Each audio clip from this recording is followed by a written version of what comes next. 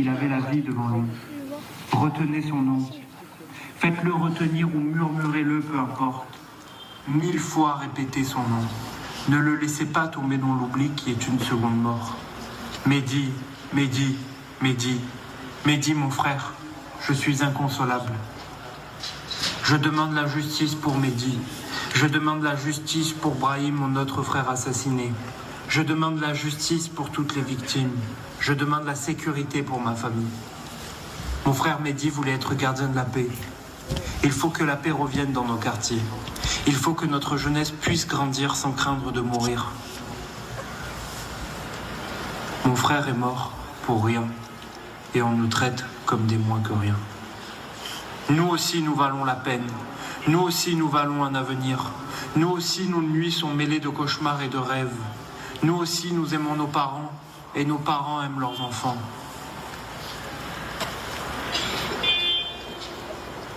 Ma poitrine est trop lourde de douleur pour recevoir une quelconque décoration. Un homme politique a proposé que je reçoive la Légion d'honneur, mais je ne cherche aucun honneur. Je cherche la justice pour mon frère Mehdi. Ce sont les mamans des quartiers qui méritent une décoration. Pour leur courage, leur dignité, leur combat de chaque jour. Ma mère s'est battue pour nous élever et nous protéger, et aujourd'hui elle a perdu 2 fils. C'est elle pourtant qui me permet de tenir debout. Pour elle, je ne me tairai pas. Je continuerai à dire ce que mes yeux voient, ce que mon esprit sait et ce que mon cœur me dicte. Depuis des années, nous alertons, nous parlons parce que nous savons que le silence tue. Chacun des reculs des institutions a favorisé l'avancée du narcotrafic. Le départ des services publics, la fin de la police de proximité, les moyens trop faibles des enquêteurs et des enquêteuses, les enseignants auxquels on demande tant dans l'heure, donnant si peu. Voilà ce qui fait les affaires des trafiquants. Bien sûr, nous avons besoin de policiers, de sécurité. Bien sûr, il faut renforcer les moyens de la lutte contre le narcotrafic. Mais nous avons besoin de justice sociale, d'engagement de l'État et des collectivités, de soutien aux associations qui font le boulot tous les jours avec très peu de moyens. Et je sais de quoi je parle. Depuis des années, l'association Conscience, présidée par ma mère, fonctionne avec des moyens dérisoires. Nous ne demandons pas la charité, nous demandons la justice. La France entière doit comprendre ce qui se passe dans nos quartiers. Ce pays a fermé les yeux sur ce que nous vivons et maintenant il se réveille avec un monstre qu'il s'est infiltré partout.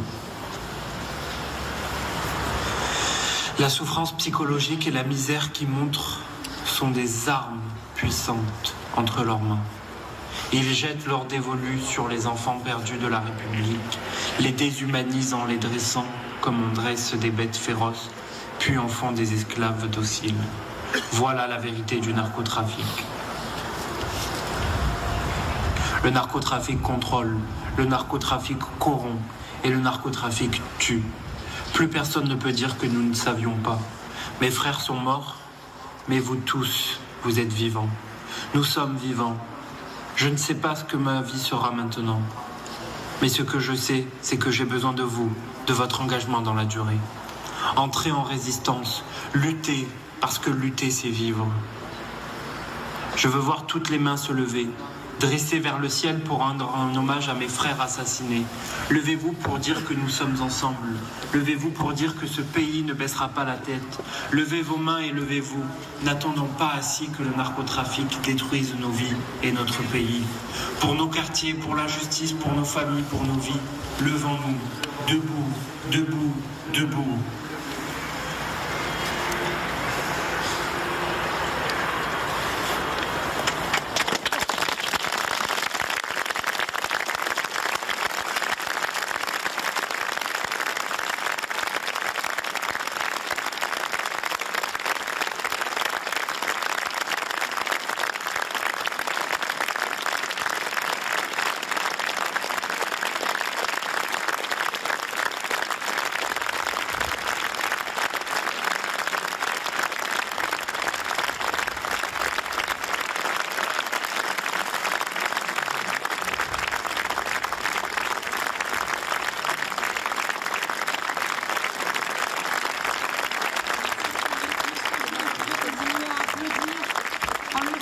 pour leur montrer que nous résistons, pour leur montrer que nous sommes en solidarité avec la famille Kessassi, pour leur montrer que notre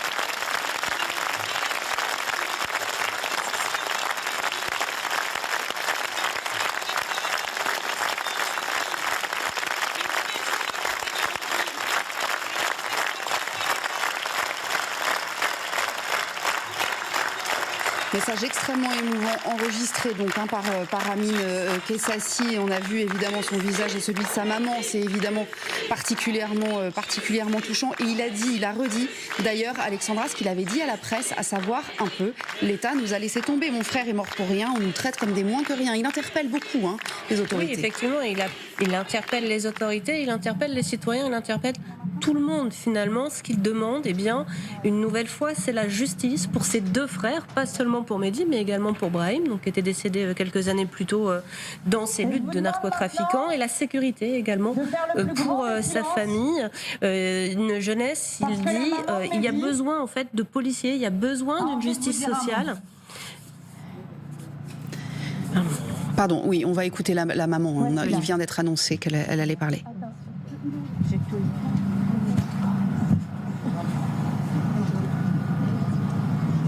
J'ai besoin que les gens qui soient autour de moi fassent de la place.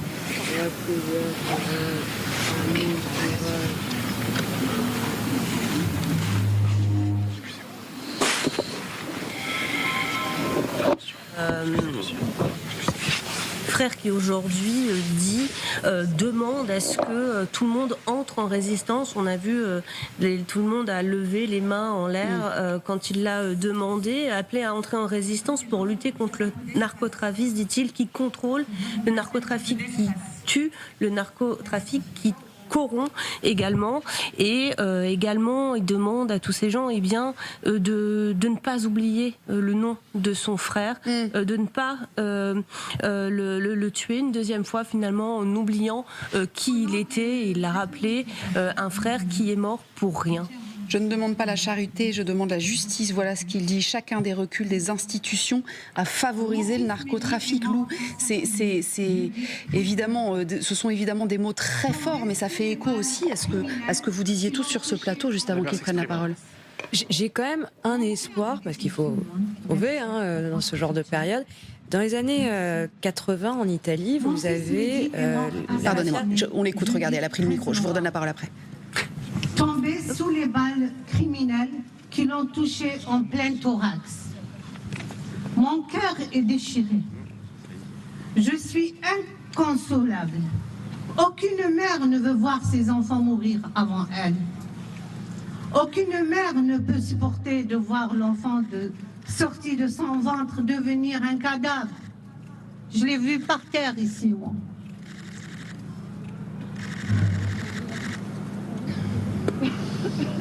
Mon fils Mehdi était doux, qui le voyait aussitôt l'aimer. Mon fils chéri, il aimait offrir les fleurs. Il était attentionné et toujours très attentif. Il me témoignait d'un amour infini, à tel point qu'il priait Dieu de partir avant moi. Mais jamais je n'aurais pensé que les choses se passeraient ainsi. C'est le deuxième fils qu'ils me prennent. Combien de fois veut-on me torturer en m'arrachant le cœur? Assassin, vous m'avez déjà tué, mais vous ne tuerez jamais mon amour. Mon amour que j'ai pour mes enfants. Excusez-moi.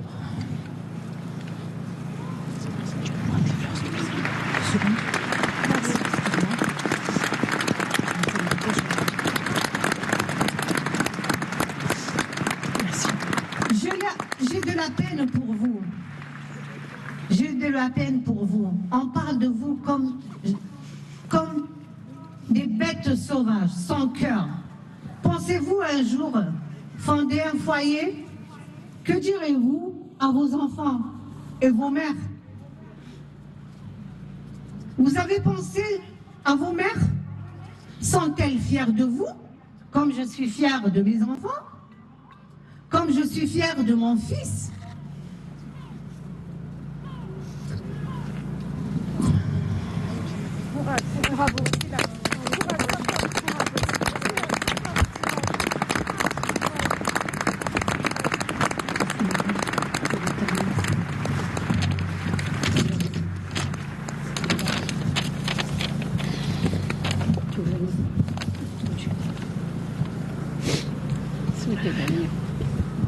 Je suis fier de vous. Auquel vous avez volé son existence.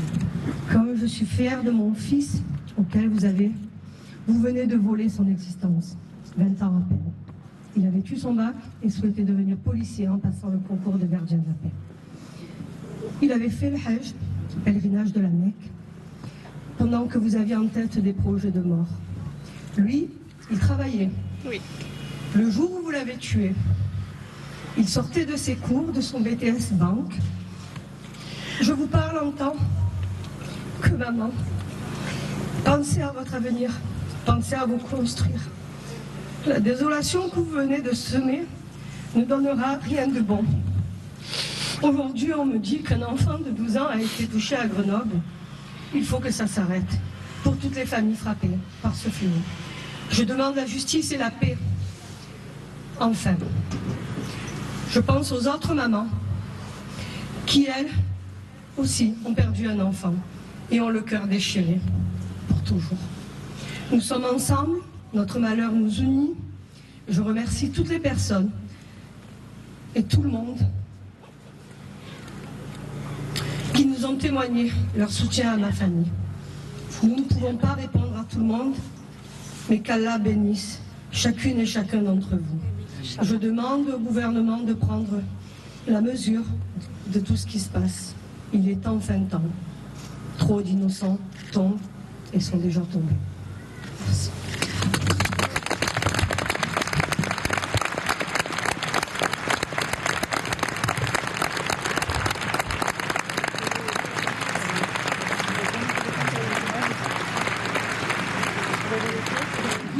Justice pour Mehdi!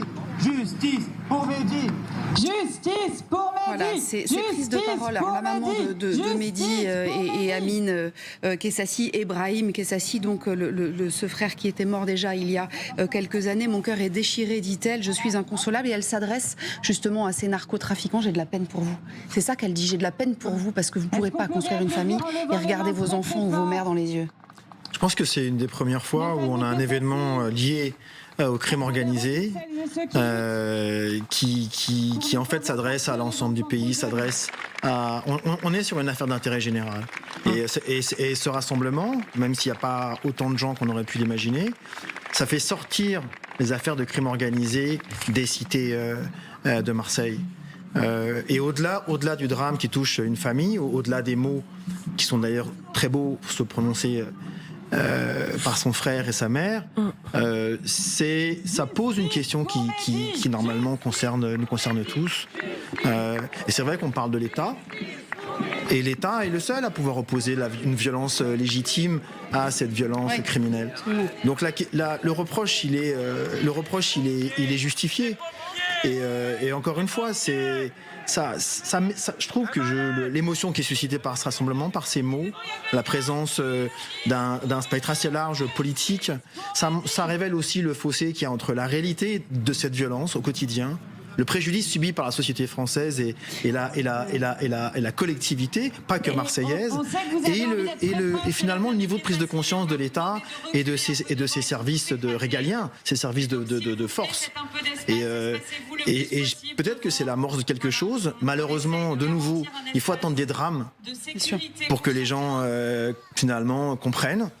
Et il faut espérer qu'après cet événement-là, tout le monde ne va pas retomber dans son quotidien et que l'État ne va pas oublier finalement ce qui le gangrène de l'intérieur. Ce qui est très intéressant aussi, Axel Ronde, avec toute cette affaire et cette séquence-là, c'est que sur la prise de conscience, il y a eu une chose sur laquelle les citoyens... Il y a une minute de silence encore. Alors, je vous pose ma question juste après pour respecter cette minute de silence. Ne dites plus jamais ça. Merci. Attention.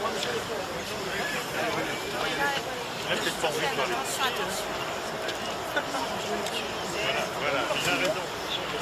Reprenez vos esprits. Les pompiers, c'est rapide.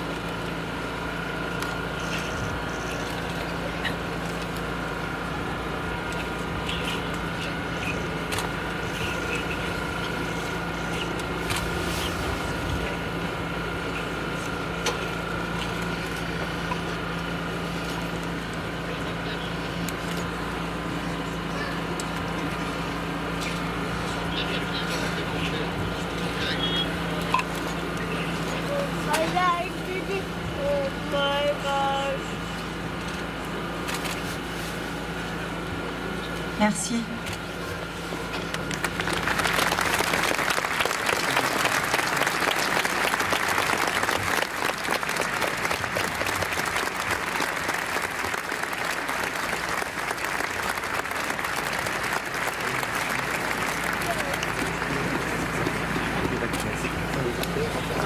Merci à vous. Alors, on compte sur vous.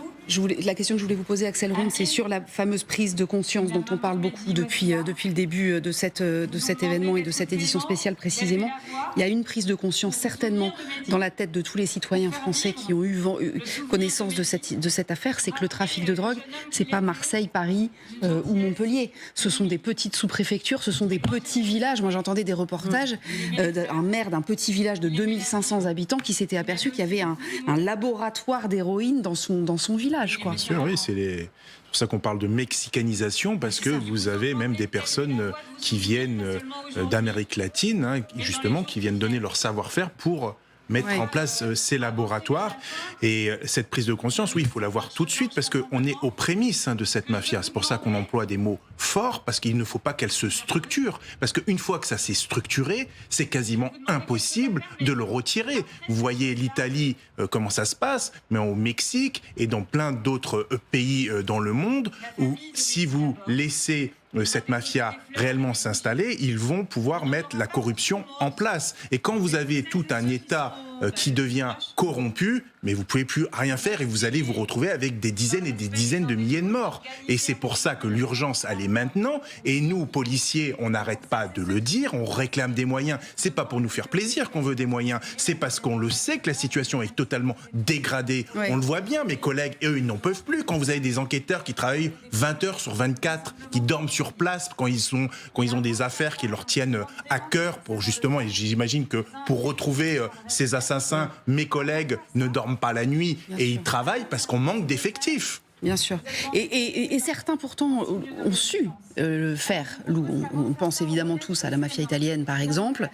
Ça a été, alors, au prix du sang, de façon délirante. Hein, on est bien d'accord. Ça a été des périodes très noires pour l'histoire de l'Italie. Mais certains ont su faire politique. Dans les années 80, vous avez eu Toto Riina, donc, qui était le parrain de Cosa Nostra, qui s'est mis à chasser ses opposants dans le milieu, mais aussi en élargissant jusqu'aux cousins, aux petits-enfants, etc. Et beaucoup d'innocents ont perdu la vie dans cette seconde guerre contre la mafia. Ça a réveillé l'État italien sur le phénomène et ça a engagé une lutte plus ferme, et notamment ça a permis aussi d'obtenir la mise en place d'un système judiciaire adapté. Néanmoins, ça a aussi été une leçon pour les autres mafias. Aujourd'hui, Cosa Nostra est beaucoup plus faible que ses sœurs dans le reste de la péninsule. Ça a été une leçon, par exemple, pour la 'Ndrangheta, qui, elle, au contraire, donc c'est la mafia calabraise, agit de façon très, très discrète. Elle s'est réveillée au grand public de façon mondiale de la moitié des années 2010 lors d'une tuerie en Allemagne. C'était une nouveauté. C'est-à-dire que vraiment, aujourd'hui, normalement, le principe de de la mafia, des mafias en général, c'est la discrétion pour essayer de ne pas éveiller les soupçons. Ce qui s'est passé là, mais on pourrait aussi parler du personnel pénitentiaire qui a été abattu lors de l'évasion de Mohamed Amra. Ce sont 2 déclics qui ont permis justement de jeter dans le débat public la question du narcotrafic, de permettre aussi une nouvelle législation. Le problème, c'est que quand on commence à être touché, et on commence aussi à savoir qu'on a une partie des greffiers, peu encore, mais qui peuvent être sujets à de la corruption. Il y a un système qui se met en place. Quand on commence à entrer dans cette situation, on y restera. Oui, on peut l'atténuer, mais on y restera. Parce qu'il y a une volonté d'infiltrer aussi le personnel politique, de tout cela. C'est évidemment, ça fait partie aussi du plan d'expansion. Il faut bien avoir à l'esprit que quand on dit le mot mafia, il y a beaucoup de gens, on est quand même assez influencé par un modèle un peu, j'ai envie de dire, hollywoodien, qui serait que la mafia définirait un mode une structuration interne. Or, ça ne définit pas. Le mot mafia ne définit pas une organisation interne. Ça définit un phénomène de violence organisé et dont le fonctionnement interne varie selon. Il n'y en a pas 2 pareils. Oui, y compris en Italie, Cosa Nostra ne fonctionne pas comme la Ndrangheta ou la Camorra, la mafia géorgienne, la mafia japonaise, nigériane et corse. Chacune de ces organisations fonctionne à sa manière, selon sa culture, la géographie, son histoire, le rapport à l'État, etc. Cosa Nostra a chuté et a été affaiblie parce qu'elle a attaqué frontalement l'État. Autrement, elle serait restée cette espèce de cancer qui vivait au sein de la société, sicilienne, faisant ses affaires à l'international.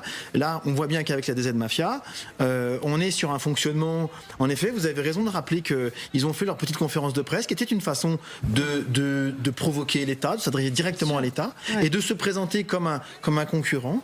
On voit qu'il y a en effet cet acte-là, c'est ils sont sortis simplement des règlements de compte internes. C'est-à-dire qu'ils sont passés de l'organisation criminelle à l'organisation mafieuse, en fait, c'est ça ? Disons qu'on est sur des fonctionnements mafieux, il y a de l'infiltration, ça a été dit par la police, etc. Je voudrais juste rappeler, sans avoir d'obsession, mais sur la Corse, par exemple, ce qu'on appelle les assassinats d'intimidation ou d'avertissement. Je veux dire, il y en a un sacré nombre aujourd'hui. Alors ça reste, je sais pas pourquoi, là aussi on est sur un phénomène de représentation mentale, parce que en Corse, vous avez des avocats qui ont été tués. Vous avez des élus qui ont été tués. Vous avez des présidents de chambres de commerce qui ont été, etc., etc. Des gens qui n'appartenaient pas au monde criminel, qui ont été assassinés. Ils n'ont pas été assassinés simplement dans le cadre de règlement de compte. Ils ont été assassinés parce que ce système mafieux adressait un message au corps social. Et aussi au corps social avant tout, et pour dire c'est mon territoire, je le contrôle, et j'ai aussi un contrôle sur la société. Je le contrôle et je ferai tout pour l'étendre. Je ne sais pas si autour de cette table vous avez lu ce livre incroyable qui s'appelle L'Empire, qui a été écrit par 3 journalistes, d'ailleurs l'un de vos collègues du Monde, Simon Piel. C'est extrêmement impressionnant sur les liens justement entre le grand banditisme, la mafia, le narcotrafic et le milieu du rap français. Il a été quasi pris en otage, ce milieu du rap français, par des groupes criminels qui se sont déterminés comme étant des producteurs de musique, etc., et qui se sont achetés en fait ces rappeurs à qui ils ont dit écoute, si tu veux continuer à pouvoir te produire, etc., c'est par nous qu'il faut passer. SCH a échappé à un attentat, un homme a été tué, le rappeur Jul, ça a été la même chose, il a eu beaucoup de difficultés à essayer de se défaire de tout ça. Donc là, alors c'est encore le milieu marseillais, mais on est vraiment dans un environnement qui est tentaculaire. Vous avez raison de rappeler que c'est un pouvoir concurrent. C'est un pouvoir qui s'estime concurrent et qui s'étend bien au-delà. Les genres de musique disent, mais nous maintenant, on ne peut plus faire sans. C'est très compliqué. Et ajouter aussi le milieu du football aussi est profondément touché. Et cela avec la bénédiction d'une église qui est plutôt l'église musulmane. Pour le coup, comme en Italie, vous pouvez avoir l'église catholique qui, elle, peut soutenir ce genre d'initiative. C'est un soutien ou c'est un des yeux fermés plutôt ? Il y a de tout. Il y a de tout. Mais c'est au moins des yeux fermés. Sinon, parfois, je veux dire, c'est comme avant, on avait ça. On avait dans la même famille le policier, le notable, le brigand et l'homme d'église. Il y avait vraiment quelque chose. Et en fait, ce qu'il faut, c'est la reconstitution d'une société à l'échelon humain.